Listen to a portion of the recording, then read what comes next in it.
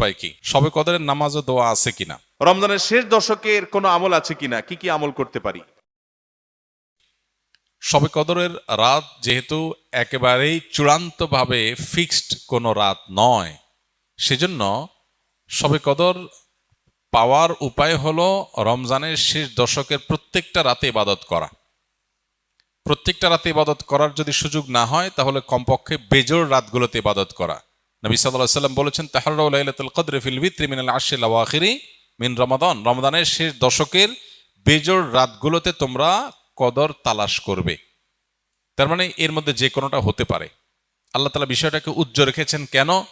হাফেজ ইবনে হাজার আসকালানী রহমতুল্লাহ আলাইহি, বিশ্ববিখ্যাত হাদিস ব্যাখ্যাতা, হাদিস বেত্তা, তিনি সহিহ বুখারীর বিখ্যাত ব্যাখ্যা গ্রন্থ ফাথুল বারীতে লিখেছেন যে আল্লাহ রাব্বুল আলামিন লাইলাতুল কদর নির্দিষ্ট একটা রাতকে ফিক্সড করে না দিয়ে, এই যে শেষ দশক আবার বেজোড় রাতগুলোর মধ্যে সম্ভাবনা বেশি, এটা করেছেন যাতে করে আমরা বেশ কয়েকটা রাত ধরে ইবাদত করতে পারি।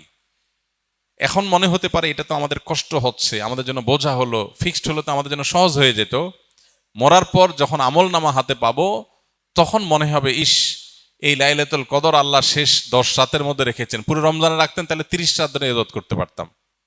কারণ তখন লাভটা চোখে আসবে এবং দেখা পড়বে। তো এই জন্য লাইলাতুল কদরের জন্য শেষ রাতে বেশি বেশি ইবাদত করতে হবে। এটা হলো লাইলাতুল কদর পাওয়ার সহজ উপায়। আরেকটা সহজ উপায় আছে, সেটা হলো যে এতেকাফ, যেটা এতক্ষণ বললাম। আপনি মসজিদে দিয়ে এতেকাফ করেন, তাহলে লাইলাতুল কদর পাওয়াটা এমনিতেই সহজ হয়ে যাবে। এমনকি এতেকাফকারী ব্যক্তি, যদিও শেষ দশকে নবী সাল্লাল্লাহু আলাইহি ওয়াসাল্লাম রাত জেগে থাকতেন, যদি কোনো কারণে তিনি ঘুমাতে হয়েছে, ঘুমিয়েছিলেন, তারপরে এতেকাফ করার ব্যক্তি ঘুমাইলেও সেটা ইবাদতের মধ্যে। বাসার ঘুম আর মসজিদে এতেকাফকারীর ঘুমের মধ্যে পার্থক্য আছে। মসজিদে অবস্থানটাই ইটসেলফ একটা ইবাদত। অতএব আপনি যদি চান যে আমার লাইলাতুল কদর মিস না হোক, তাহলে তার জন্য সবচেয়ে মোক্ষম সুযোগ এবং সবচেয়ে সহজ উপায় হলো এতেকাফ করা। এতেকাফ অত্যন্ত প্রেমময় একটি ইবাদত, যেটা খুব ভেতর থেকে ফিল করা যায়। আল্লাহর সাথে একান্তে কথা বলা যায়, অনুভব হবে যে আমি আল্লাহর ঘরে আছি, আল্লাহর ঘরে হাজির হয়ে গেছি। সবাই বের হয়ে যাচ্ছে, আমি বের হচ্ছি না, কারণ আমি আল্লাহর ঘরের বন্দী, নিজেকে বন্দী করে ফেলেছি। অন্যরকম এক ফিল আসবে ইনশাআল্লাহ বিদিনিল্লাহ। অনেকেই শবে কদর সম্পর্কে জানতে চায় কোন রাতে নামাজ আদায় করব, কি নিয়মে নামাজ পড়ব ও কি দোয়া করব। এটা আমরা যে এতক্ষণ বললাম, আশা করি যেটা উত্তর হয়ে গেছে। শবে কদরের নামাজ ও দোয়া আছে কিনা? শবে কদরের অন্যতম আমল হলো রাতে দাঁড়িয়ে ইবাদত করা, নামাজ পড়া।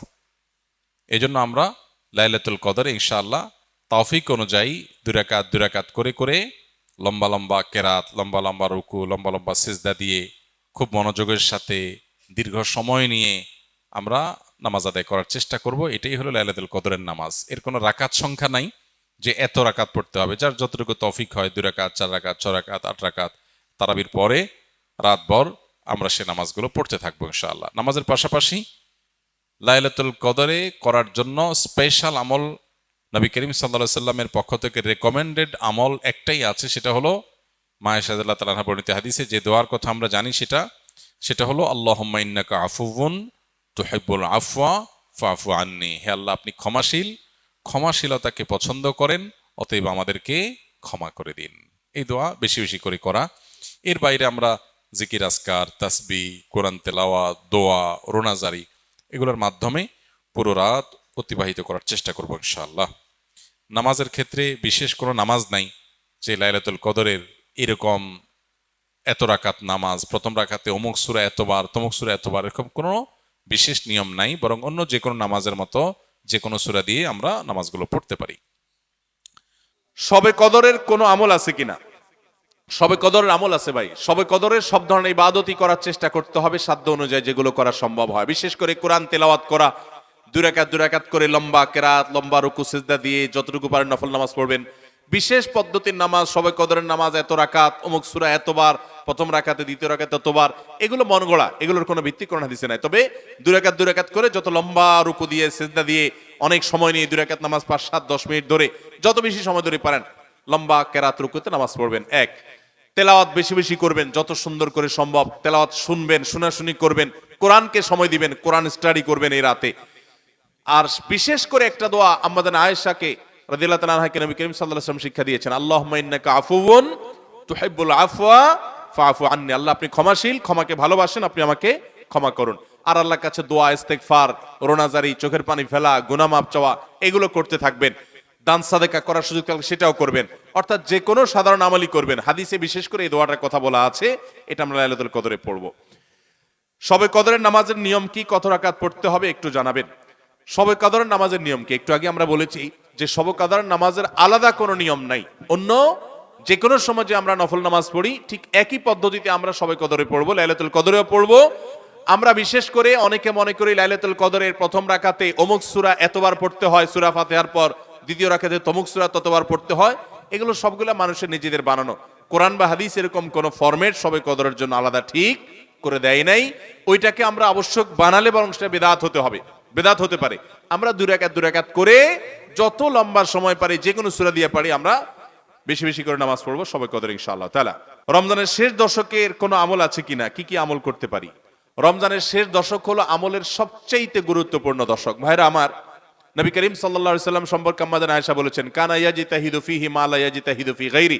রমজানের শেষ 10 দিনে আসলে নবী সাল্লাল্লাহু আলাইহি সাল্লাম ইবাদতের জন্য এত চেষ্টা করতেন, এত মেহনত করতেন, এত সাধনা করতেন, তার জীবনে অন্য কোন সময় ইবাদতের জন্য এত সাধনা করতেন না, শেষ 10 দিন ইবাদতের জন্য যেরকম সাধনা করতেন। এবং আমাদের আয়েশা বর্ণিত হাদিসে আরো বলেছেন তিনি, নবী করিম সাল্লাল্লাহু আলাইহি সাল্লাম কানা ইদা দাখালাল আশার, রমজানের শেষ 10 দিন যখন শুরু হতো, আহিয়া লাইলা, সারা রাত আর ঘুমাতেন না, শেষ দশক কখনো ঘুমাতেন না। ওয়া আইকাযা আহলা, পরিবারের লোকদেরকে ঘুম থেকে ডেকে তুলতেন। ওয়া সাদ্দা মিযরা, কোমর বেঁধে নিতেন। এবং ইবাদতের জন্য সবচেয়ে বেশি মেহনত মুজাহাদা তিনি করতেন। ভাইরা আমার, রমজানের শেষ দশক হলো ইবাদতের সবচেয়ে গুরুত্বপূর্ণ সময়। আমাদের বেশিরভাগ মানুষ ঈদের কেনাকাটায় আমরা ব্যস্ত হয়ে পড়ে, শহরের মানুষ গ্রামে যাওয়া ব্যস্ত হয়ে পড়ে, গ্রামের মানুষ শহরের মানুষকে ওয়েলকাম করার জন্য ব্যস্ত হয়ে পড়ে। আমাদের শেষ দশকের ইবাদত হয় না। শেষ দশক ইবাদত করার চেষ্টা করবো তো ইনশাআল্লাহ। শেষ দশকের প্রধান ইবাদত হলো এতেকাফ। শেষ দশকের প্রধান ইবাদত কি? এতেকাফ। এতেকাফ করার চেষ্টা করবেন। আমরা শেষের দিকে সেই এতেকাফের কথা বলি, তখন আপনারা এটার ফজিলত বুঝেন না। নবী করিম সাল্লাল্লাহু আলাইহি সাল্লাম রমজানের রোজা 3য় হিজরিতে ফরজ হয়েছে, তার ওয়াফাত পর্যন্ত কোন বছর শেষ দশকের এতেকাফ ছাড়েন নাই, মসজিদে এতেকাফ করছেন। যুবকরা এতেকাফ করবেন তো ইনশাআল্লাহ। 3টা ইবাদতের স্বাদ নগদ পাওয়া যায়, আমি কোরআন হাদিসের আলোকে আমার অভিজ্ঞতার মিশেলে আমি জানাচ্ছি। এর মধ্যে একটা হলো, লম্বা সময় নিয়ে যদি সেজদা দিতে পারেন, বিশেষ করে তাহাজ্জুদে, তো দেখবেন এটার স্বাদ আপনি অনুভব করবেন।